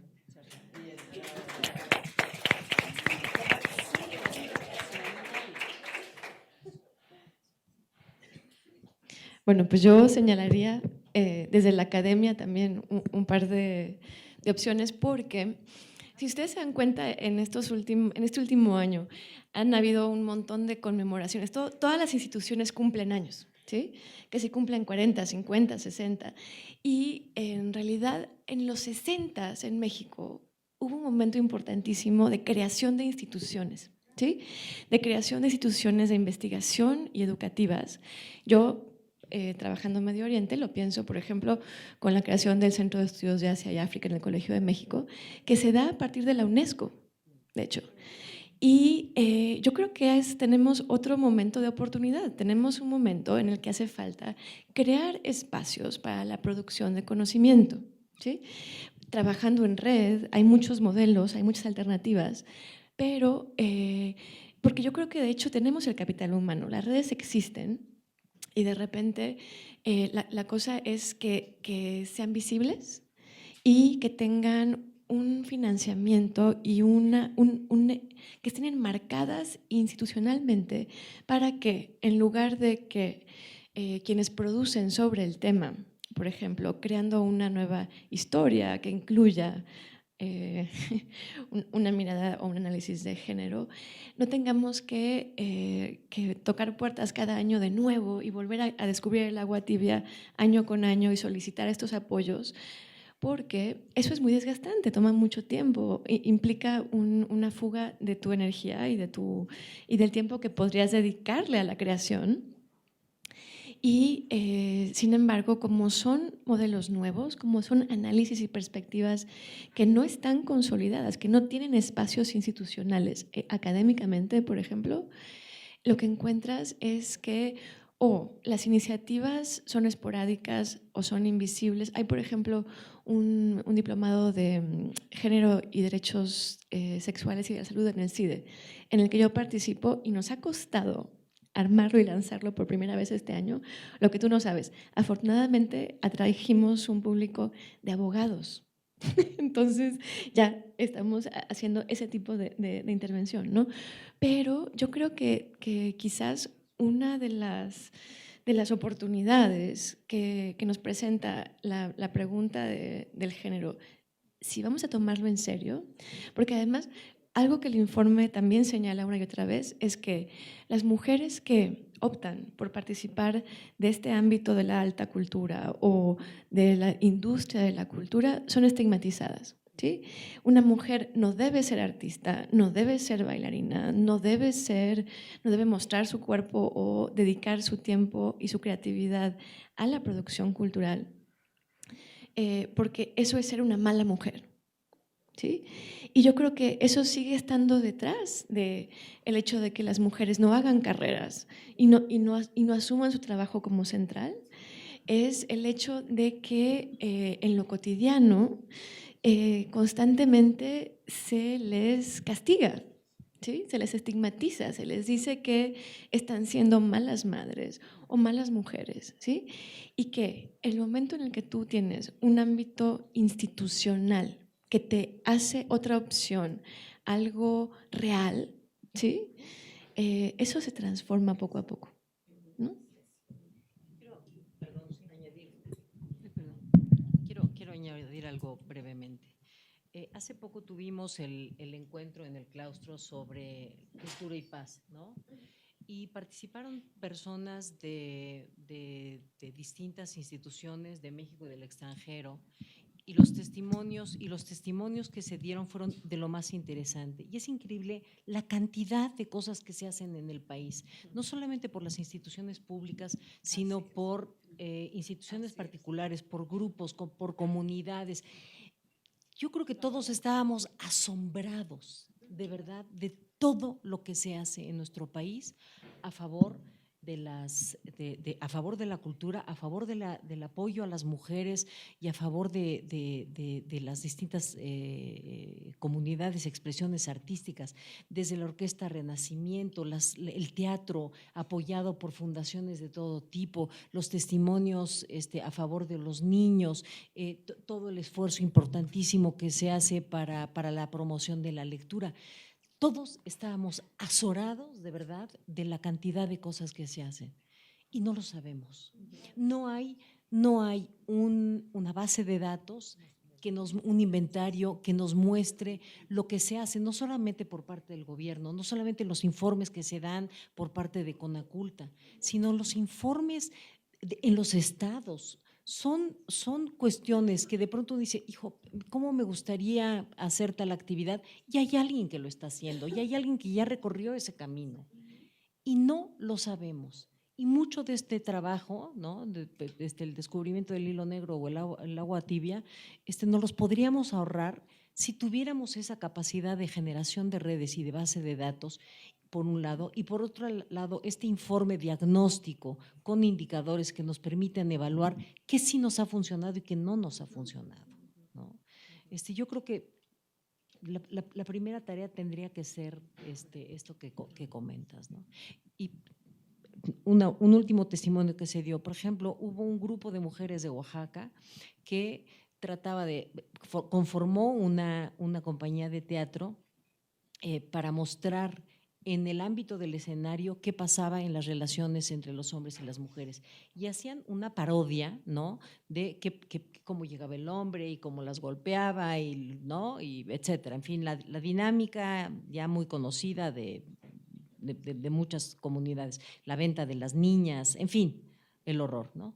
Y luego los testimonios de estas mujeres diciendo esto, que después llegaban a sus casas y no tenían un lugar donde regresar, porque habían sido estigmatizadas. Y a pesar de eso, las mujeres en estas compañías de teatro continuaron con su labor y al término de 4 o 5 años, sus comunidades empezaron a reconocer el valor de haber continuado en este esfuerzo y poco a poco las empiezan a reincorporar a la vida comunitaria como algo rico. ¿Puedo decir algo ya para acabar? Bueno, una buena noticia, es una buena noticia y media mala. Una es que el IMBA tiene un gran directorio de escritores mexicanos y también hay por parte de la SOGEM una de dramaturgos, y también tiene el IMBA un gran directorio de escritores para niños nada más. La media mala noticia es que hay que hablar a la institución porque ahora con la ley de que no puedes dar los datos, pues no pueden estar los teléfonos ni nada de eso, ¿no? Pero cuando menos hay ahí algo de dónde partir. Muchas gracias. Bueno, muchísimas gracias a todas. En realidad sí que hemos cumplido el objetivo, ¿no? Un deseo era traducirlo en castellano, ampliar nuestra comunidad de interés y sobre todo leerlo en la partitura mexicana, ¿no? Y yo creo que evidentemente han salido magníficas ideas que van a conducir nuestro trabajo con las instituciones federales. Yo estoy pensando en desarrollo social, estoy pensando en el INEGI, nuestra compañera nos acompaña.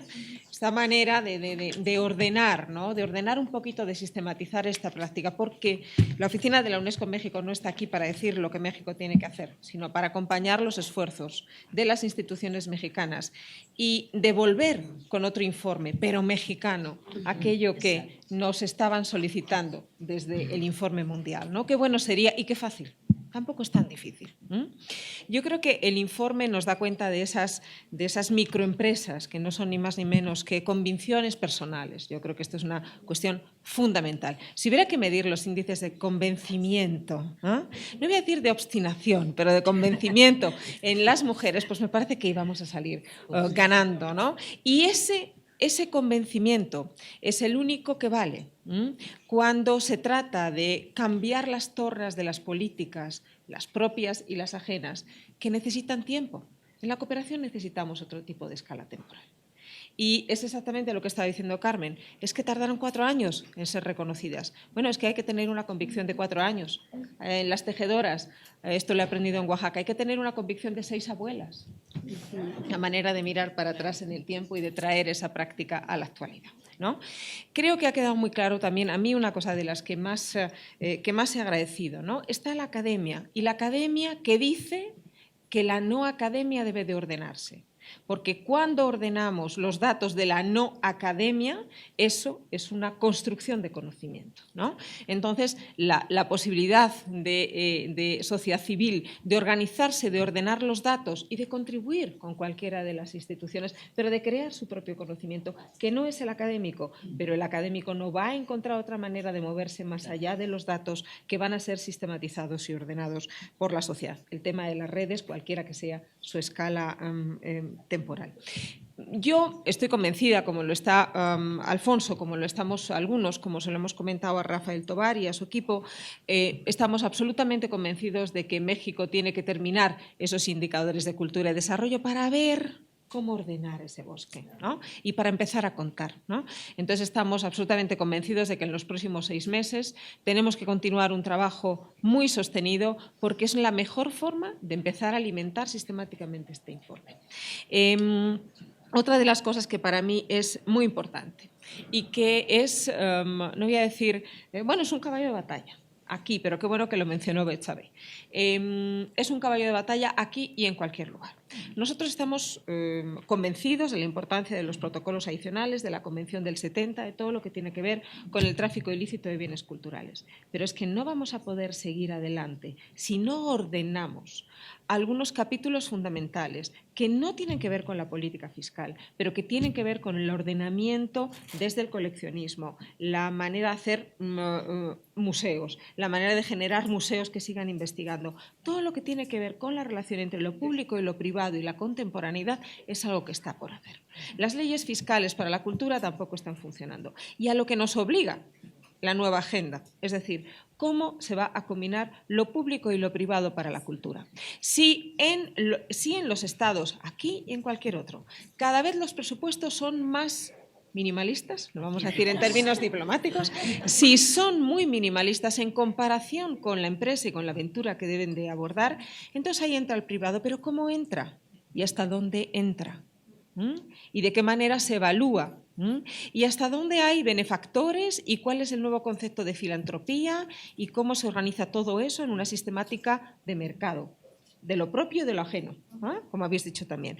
Esta es otra de las asignaturas pendientes para el mundo, también para nosotros, convertirla en un escenario de interés colectivo, de intentar que los gobiernos aborden, y sobre todo lo que más me interesa desde este informe, es que ya tenemos convenciones, pero la nueva práctica a partir de ahora, y eso lo dicen los estados, no es tener más convenciones, es juntar la práctica, ordenarla y aprender y mover los límites, esas techumbres, esos tejados, esas ventanas de cristal de las que habla el informe, pero moverlas con la práctica, moverlas con las expectativas de la sociedad civil y alimentar desde lo propio y alimentar desde lo mexicano y alimentar desde América Latina, gracias a este informe, pues una manera de acercarse a la agenda del desarrollo que nos va a tener o nos va a tener.